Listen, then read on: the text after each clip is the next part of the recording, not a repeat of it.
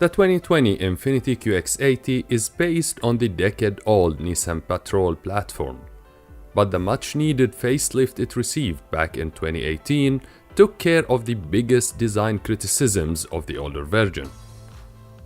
Changes included moving the headlights higher, replacing the front fender vents, and adding a chrome strip on the tailgate between the new LED taillights. Although moving the rear indicators down to the bumper was an odd move.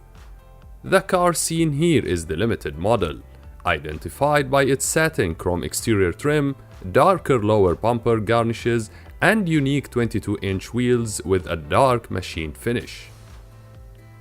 The interior has minimal changes, the most prominent being the new leather and Alcantara materials, quilted upholstery, extra stitching on the wheel and dash, and the unvarnished wood trim. The massive interior has no shortage of space, with big firm cooled seats and a wide central console armrest that has a cooler box underneath, with a double hinged cover that can be opened by front or rear passengers.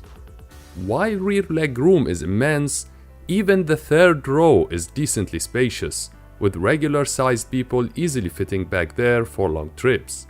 But taller folks will have issues, as the second row seats don't slide front and back.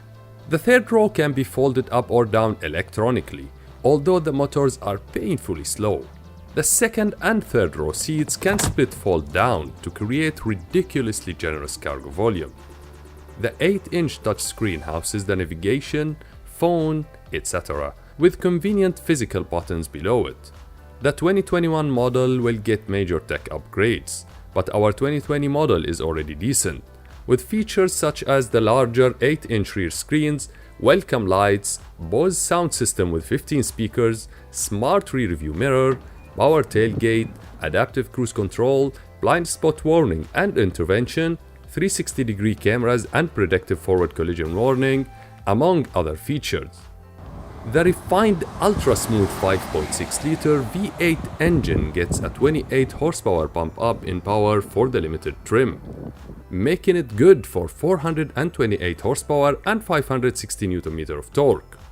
Mated to a 7-speed automatic and all-wheel drive, the Limited managed a 0 to 100 km/h time of 7.3 seconds and burned fuel at a rate of 16.7 liters per 100 km in our test, which is within class standards. The QX80 is still not offered with height-adjustable air suspension, but it comes with a unique hydraulic body motion control system that reduces body roll.